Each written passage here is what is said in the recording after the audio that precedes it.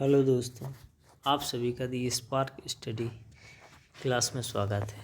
आशा करता हूँ कि आप सभी लोग अच्छे होंगे। आज हमारी क्लास का चौथी क्लास है और दूसरा चैप्टर है संविधान की उद्देशिका, विशेषताएं एवं नागरिकता। तो प्रस्तावना और उद्देशिका के बारे में हम लोग यहाँ पर पढ़ेंगे। आप सब लोगों से निवेदन है कि चैनल को लाइक शेयर ज़रूर करें, जिससे हमारे व्यूज़ बढ़ें और हम लोग और आगे जाएं। तो हम प्रस्तावना को पढ़ते हैं।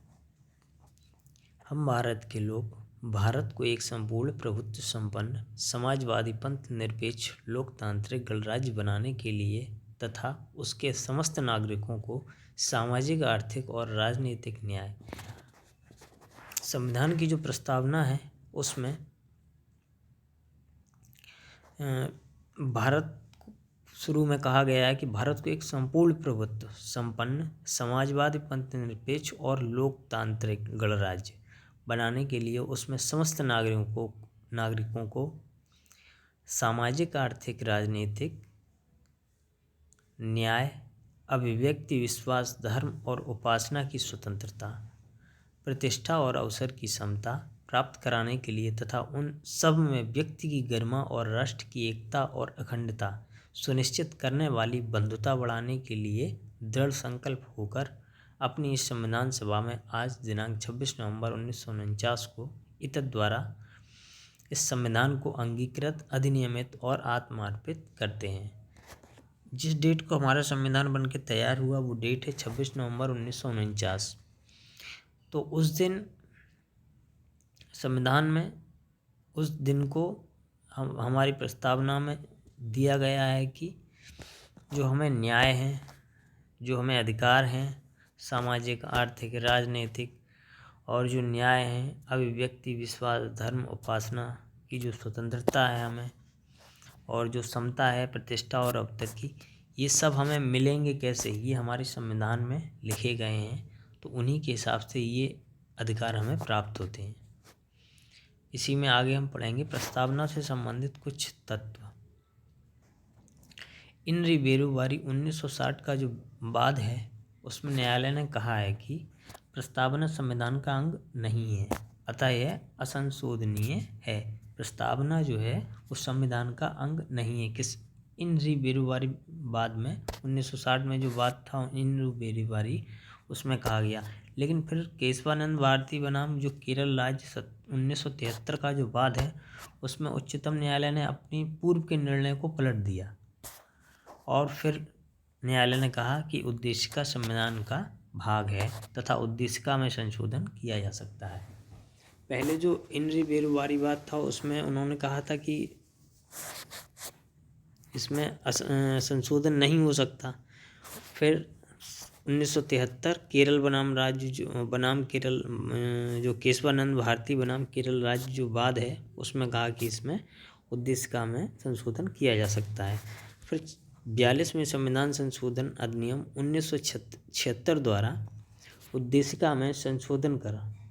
प्रथम पैरा में जो संशोधन हुआ, जो प्रथम पैरा था उसमें समाजवाद और पंथ निरपेक्ष शब्द तथा 6वें पैरा में और अखंडता शब्द जोड़ दिए गए। एग्जाम में एक क्वेश्चन बनता है कि समाजवाद और पंथ निरपेक्ष शब्द किस संविधान संशोधन के तहत जोड़े गए उद्देशिका में। तो 42वें संविधान संशोधन, ये संशोधन कब हुआ? 1976 में हुआ।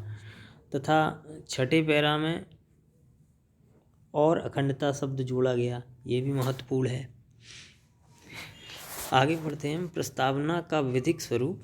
प्रस्तावना का विधिक स्वरूप कैसा है? तो प्रस्तावना का विधिक स्वरूप अप्रवर्तनीय है, यानी कि इसे परिवर्तित नहीं किया जा सकता। प्रस्तावना का स्रोत कहाँ से लिया गया है? प्रस्तावना जो ली गई है उसके स्रोत कहाँ से हैं? तो अमेरिका से हैं। और प्रस्तावना में जो भाषा ली गई है वो कहाँ से ली गई है? वो ऑस्ट्रेलिया से ली गई है। प्रस्तावना में 3 प्रकार के न्याय, जो हमारे न्याय हैं वो 3 प्रकार के न्यायों का वर्णन किया गया है प्रस्तावना में। सामाजिक, आर्थिक और राजनीतिक। ये तीनों न्याय जो लिए हैं वो रूस के संविधान से उठाए गए हैं। अब बात आती है कि प्रस्तावना में जो स्वतंत्रता के हमें अधिकार मिलते हैं वो कितने प्रकार के हैं। 5 प्रकार की स्वतंत्रता के अधिकारों का वर्णन उसमें किया गया है। विचार, अभिव्यक्ति, विश्वास, धर्म और उपासना। फिर है प्रस्तावना में समता। हमें समता 2 प्रकार की समता है, प्रतिष्ठा और अवसर की क्षमता। और प्रस्तावना में बंधुत्व की भावना जो ली गई है वो कहाँ से ली गई है, वो फ्रांस से ली गई है। इसी क्रम में हम आगे पढ़ते हैं। नेक्स्ट है प्रस्तावना से संबंधित कुछ कथन। प्रस्तावना संविधान का परिचय है, ये विचार किसने रखा। प्रस्तावना संविधान का परिचय है, ये विचार किसने रखा। N.A. पालकीवाला। किसने रखा, N.A. पालकीवाला। प्रस्तावना दीर्घकालीन सपनों का विचार है, ये विचार अल्लादी कृष्ण स्वामी अय्यर ने रखा कि प्रस्तावना दीर्घकालीन सपनों का विचार है। ठाकुर दास भार्गव, डॉक्टर ठाकुर दास भार्गव ने संविधान प्रस्तावना की आत्मा संविधान को बताया है। संविधान को क्या बताया है, प्रस्तावना की आत्मा। किसे बताया है, संविधान को। भीमराव अंबेडकर ने प्रस्तावना संविधान का पवित्र दस्तावेज है, प्रस्तावना को संविधान का पवित्र दस्तावेज बताया है। Doctor K.M. मुंशी ने प्रस्तावना को संविधान की जन्म कुंडली बताया है। संविधान शरीर है तो उद्देश्य का उसकी आत्मा है, ये विचार किसने रखा, ये सुभाष कश्यप ने रखा। ये महत्वपूर्ण फैक्ट हैं जो एग्जाम में आ सकते हैं। नेक्स्ट है प्रस्तावना के महत्वपूर्ण शब्द। प्रस्तावना में जो शब्द यूज हुए हैं, हम भारत के लोग, इसका क्या मतलब है। तो हम भारत के लोग, we the people of India शब्द से हुई है। जो संविधान की उद्देशिका की जो शुरुआत है, उसकी शुरुआत we the people of India, हम भारत के लोग। इसका तात्पर्य होता है कि संविधान का मूल स्रोत भारत की जनता है, वही समस्त शक्तियों का केंद्र बिंदु है। जो संविधान का मूल स्रोत है वो क्या है, भारत की जनता। और जो सारी शक्तियां हैं संविधान की, वो किस में निहित हैं, वो जनता में ही निहित हैं। उसका केंद्र बिंदु जनता ही है। नेक्स्ट पॉइंट आता है संपूर्ण प्रभुत्व संपन्न। संपूर्ण प्रभुत्व संपन्न का मतलब है कि हम किसी और पर निर्भर नहीं हैं, हम अपने अधिकारों में किसी और को हस्तक्षेप नहीं कर सकते। भारत एक संपूर्ण प्रभुत्व संपन्न राष्ट्र होगा, संविधान में ये कहा गया है। इससे ये स्पष्ट होता है कि अपने आंतरिक एवं बाहरी मामलों में किसी विदेशी सत्ता या शक्ति के अधीन नहीं है। जैसे हमारे कोई आंतरिक या विदेशी जो मामले हैं, युद्ध से संबंधित, राजनीति, कूटनीति, तो उसमें हम किसी दूसरे देश को हस्तक्षेप नहीं करना दे सकते, ना उनसे कोई उनका कोई मतलब प्रेशर ले सकते हम। इसकी संप्रभुता जनता में है, निहित है। जो एक संप्रभुता है, शक्ति है, वो किस में निहित है, जनता में निहित है। राष्ट्र कुल की सदस्यता भारत की संप्रभुता के प्रतिकूल नहीं है, क्योंकि वह उसका पूर्णतः स्वैच्छिक सदस्य है। नेक्स्ट है समाजवादी। समाजवाद का क्या अर्थ है। भारत का समाजवाद लोकतांत्रिक समाज है। भारत का समाजवाद कैसा है, लोकतांत्रिक, जहाँ जनता का अधिकार हो, जनता की सरकार हो, वह है लोकतंत्र। जो नेहरू जी की अवधारणा पर आधारित है, जो समाजवाद, लोकतांत्रिक समाजवाद जो है वो नेहरू जी की अवधारणा पर आधारित है। समाजवाद व्यवस्था में उत्पादन के प्रमुख साधनों पर सरकारी नियंत्रण होता है। नियंत्रण न्यूनाधिक हो सकता है। इसमें क्या है, समाजवाद में सरकार का जो नियंत्रण है वो कठोर नहीं है, न्यून मतलब अंशतः कठिन है, मतलब ज़्यादा कष्टदायी नहीं है।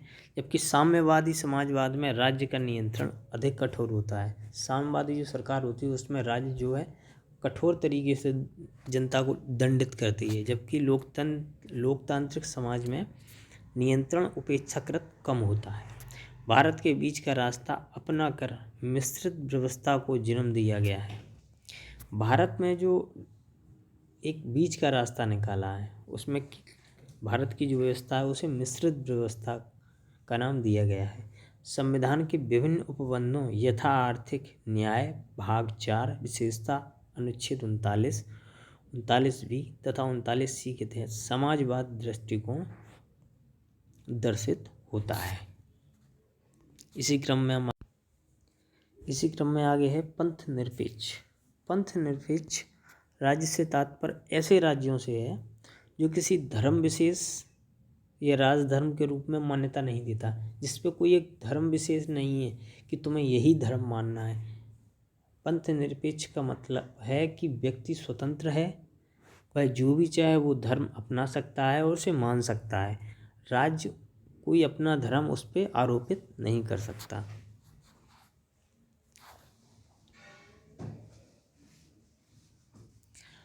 नेक्स्ट है लोकतंत्र। लोकतंत्र से क्या तात्पर्य है? लोगों का तंत्र यानी कि जनता का शासन। अब्राहम लिंकन के अनुसार, अब्राहम लिंकन ने अपने लेख में कहा है कि लोकतंत्रात्मक शासन जनता का जनता के लिए जनता द्वारा स्थापित शासन होता है।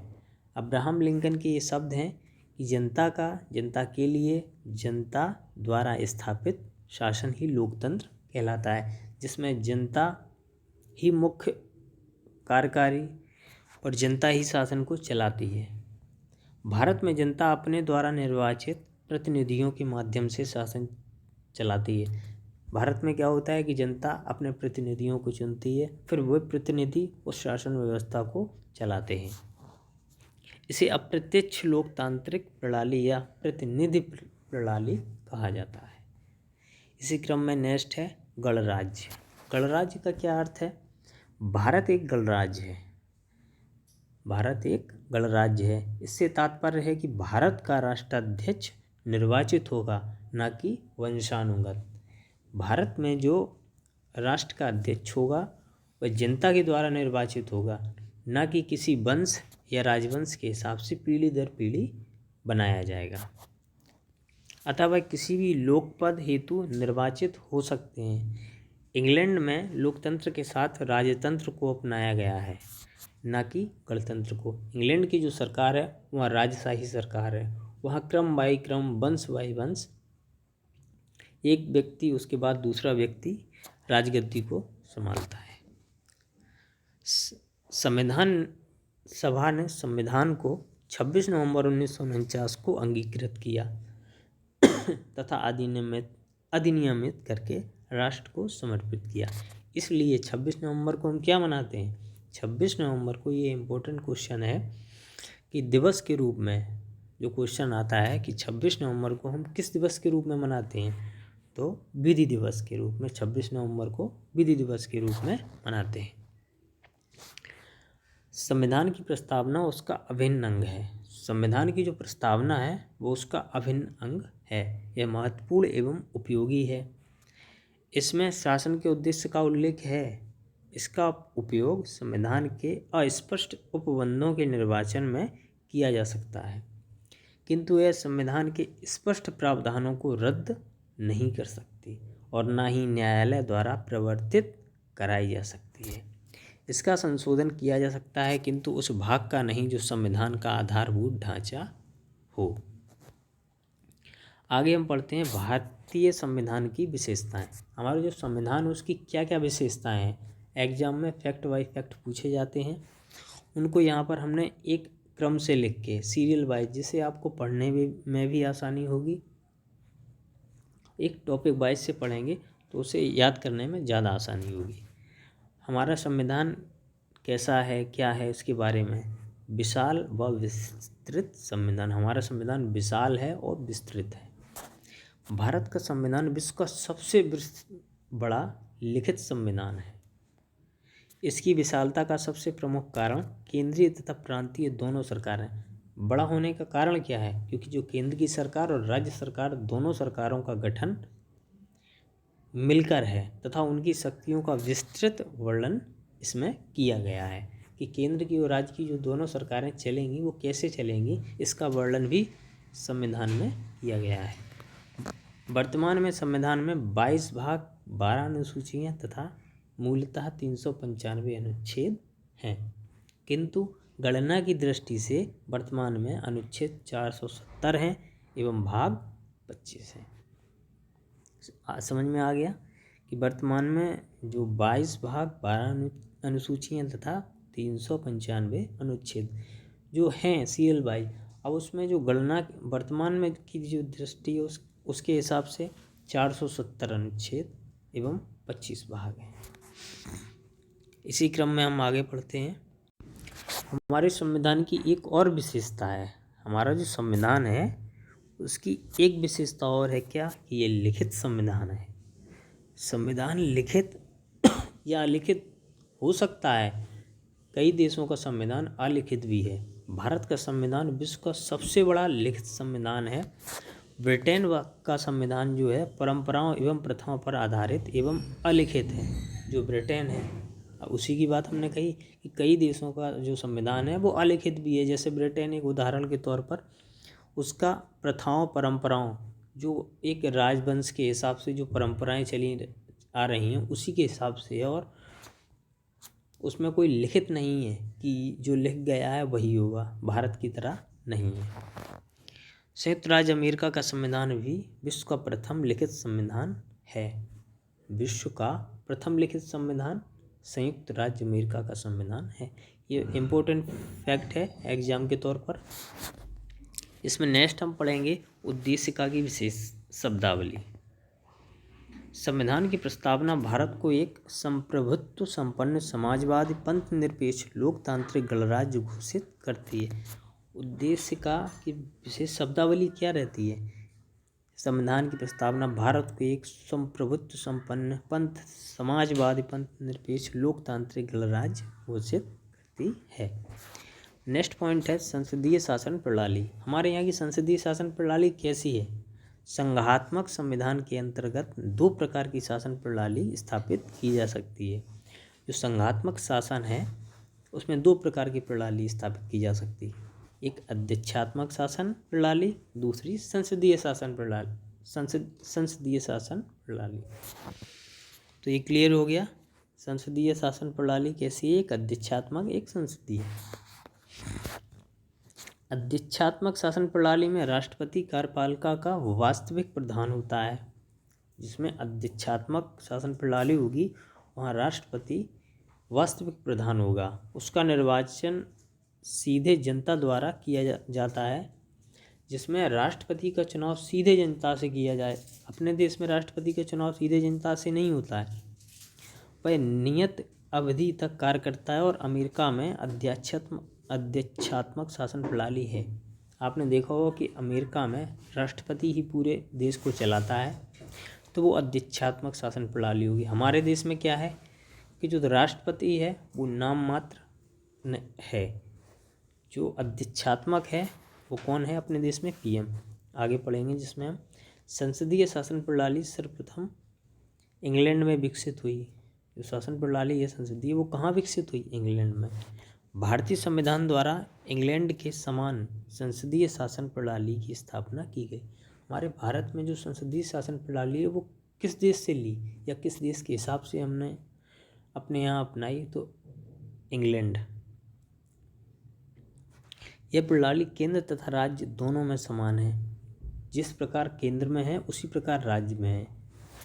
आगे हम पढ़ते हैं, देखिए भारत का राष्ट्रपति इंग्लैंड के सम्राट के समान कार्यपालिका का नाम मात्र का प्रधान है। हमारे यहाँ जो राष्ट्रपति है वो नाम मात्र का प्रधान है, उसे बना दिया जाएगा राष्ट्रपति, लेकिन कोई जो कार्य है जितने भी वो करता कौन है? वो करता है पीएम। वास्तविक कार्यपालिका जो शक्ति निर्वाचित प्रतिनिधि से गठित मंत्रिमंडल है, जो मंत्रिपरिषद में निहित होती है। जो हमारे यहाँ चुनाव होते हैं पीएम में, जो उनसे मंत्रिपरिषद बनता है, वास्तविक शक्ति उन्हीं में निहित होती है। और उन मंत्रिपरिषद को चलाता कौन है? पीएम, उनका मुखिया होता है। अच्छा, राष्ट्रपति जो है वो शक्तियों का जो कार्यपालन जो करता है वो मंत्रिपरिषद की सलाह पे ही करता है। बिना मंत्रिपरिषद की सलाह से राष्ट्रपति कोई काम नहीं कर सकता। इसका प्रमुख प्रधानमंत्री होता है। अभी हमने बताया कि मुख्य है जो प्रधानमंत्री होगा इसका। अनुच्छेद 75(3) यानी कि 75(3) के अनुसार मंत्रिपरिषद सामूहिक रूप से लोकसभा के प्रति उत्तरदायी होता है। मंत्रिपरिषद जो है वह समूह बनाए हुए है एक, और लोकसभा के प्रति उत्तरदायी होता है। यह प्रावधान भारतीय संविधान में संसदीय प्रणाली की सरकार की आधारशिला है। यही जो प्रणाली दर्शाती है हमारे संविधान में कि हमारे भारत में संसदीय शासन प्रणाली है। किस प्रकार की शासन प्रणाली? संसदीय शासन प्रणाली। नेक्स्ट है मूल अधिकार। मूल अधिकार की बात आती है, जो हमारे संविधान की जो विशेषताएं चल रही हैं उसमें एक मुख्य तत्व है मूल अधिकार, जो हमें अधिकार मिले हैं। भारतीय संविधान का भाग 3 अपने नागरिकों के लिए 6 मूल अधिकारों को देता है। जो हमें अधिकार मिले हैं वो 6 मूल अधिकार हैं। यह अमेरिका के संविधान से लिए गए। भाई कहाँ से, किसी न किसी से तो हम लेंगे, तो अमेरिका के संविधान से हमने लिए हैं। न्यायालय मूल अधिकारों का संरक्षण करता है। जो व्यक्ति को मूल अधिकार मिलते हैं उनकी सुरक्षा करने का अधिकार किसे दिया गया है? न्यायालय को। न्यायालय ही व्यक्ति की मूल अधिकार को सुरक्षित रक्षित करेगा। किंतु मूल अधिकार अत्यंतिक नहीं है। राज्य द्वारा लोकहित में उन पर निर्बंध लगाया जा सकता है। हाँ, कुछ कारणवश राज्य सरकार उन पर रोक लगा सकती है। जब कोई ऐसी परिस्थिति बनती है राज्य में, तब राज्य सरकार कुछ मूल अधिकारों पर रोक लगा सकती है। इस संविधान में बताया गया है। संविधान द्वारा नागरिकों को 7 मूल अधिकार प्रदान किए गए थे। जब संविधान बना तो उस समय 7 मूल अधिकार थे, लेकिन 44वें संविधान संशोधन 1978 के द्वारा एक अधिकार को हटा दिया। भाग 3 से एक अधिकार को हटा के कहाँ कर दिया गया है? अनुच्छेद 300 का में, और इसे एक विधिक अधिकार के रूप में बना दिया गया है। इसी क्रम में नेक्स्ट पढ़ते हैं। अब नेक्स्ट पॉइंट आता है राज्य के नीति निर्देशक तत्व। संविधान की जो एक प्रमुख विशेषता है ना, उसमें एक नीति निर्देशक तत्व अपना बहुत अच्छा स्थान रखता है। संविधान के भाग 4 का में अनुच्छेद 36 से 51 तक राज्यों के नीति निर्धारण में को मार्गदर्शन देने के लिए नीति निर्देशक तत्व का उल्लेख किया गया है। नीति निर्देशक तत्व कहाँ से लिए गए हैं? एक इम्पोर्टेंट फैक्ट है, ये पूछ लिया जाता है एग्जाम में। कई बार पूछा गया है कि नीति निर्देशक तत्व किस देश से लिए गए हैं, तो नीति निर्देशक तत्व आयरलैंड से लिए गए हैं, आयरलैंड के संविधान से। इन कर्तव्यों का पालन कर राज्य एक कल्याणकारी राज्य की अवधारणा को साकार रूप प्रदान करता है। जो नीति निर्देशक तत्व है, इन्हीं को लागू करके, इन्हें प्रदान करके कल्याणकारी राज्य, जिसमें जनता अच्छे से खुश होकर निवास करती है।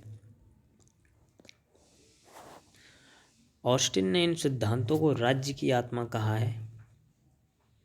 राज्य की आत्मा, इसे न्यायालय द्वारा लागू नहीं कराया जा सकता। इसे हम जबरदस्ती न्यायालय द्वारा किसी पे लागू नहीं कराएंगे, परंतु 42वें संविधान संशोधन 1976 द्वारा राज्य की नीति निर्देशक तत्वों को मूल अधिकारों पर प्राथमिकता प्रदान किया गया है। मूल अधिकारों की से पहले इन्हें प्राथमिकता दी जा सकती है, लेकिन न्यायालय द्वारा जबरदस्ती आरोपित नहीं कर सकते। इसी में नेक्स्ट पॉइंट है नागरिकों के मूल कर्तव्य।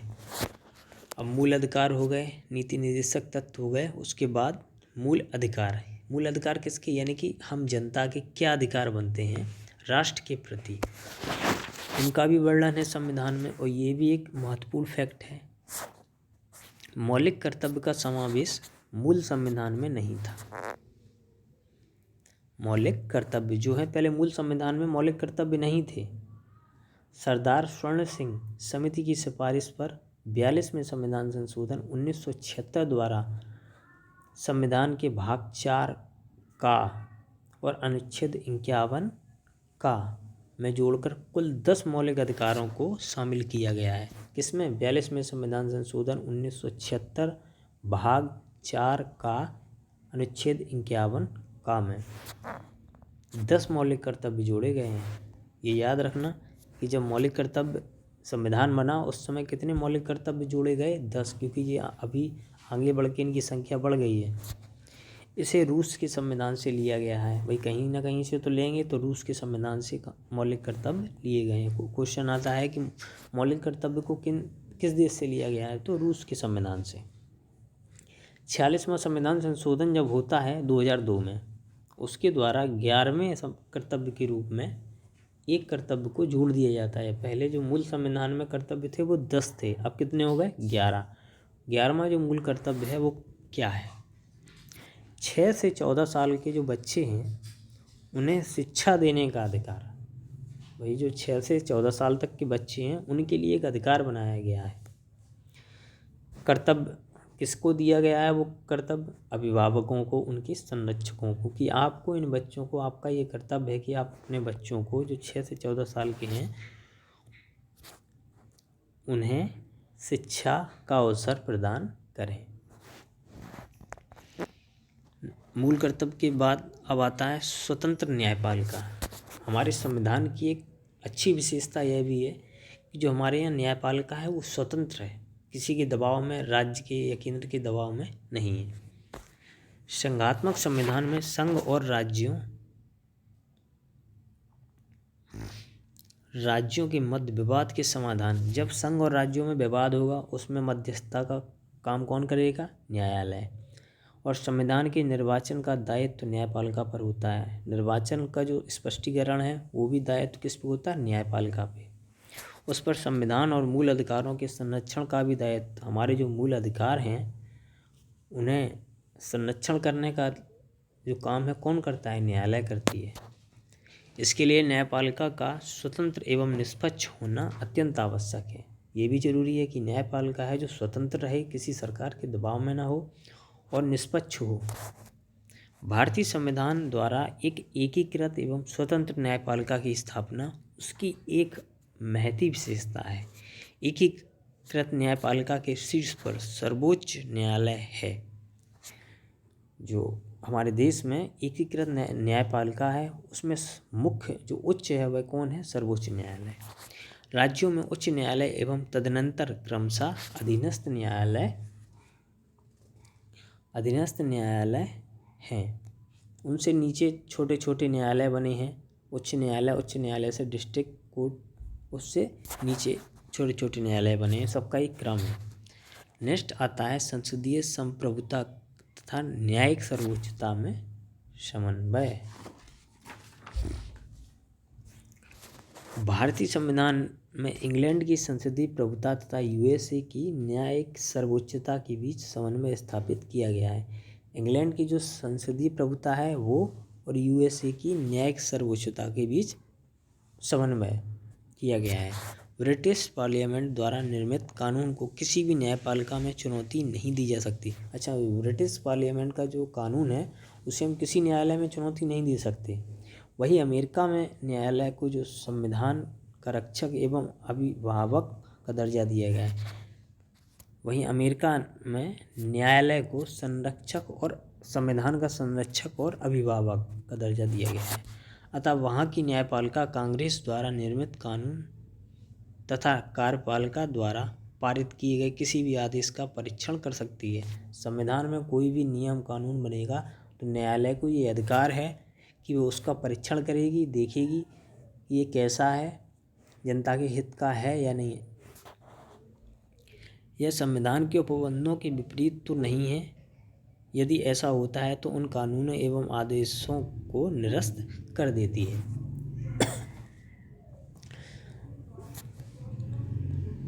हाँ, अगर जो आदेश का होंगे, अगर उन्हें लगेगा कि ये आदेश मतलब सही नहीं है पारित करने लायक, तो अपना कानून लागू करके उनके जो आदेश रहते हैं सरकार के, केंद्र के, निरस्त कर देती है वो।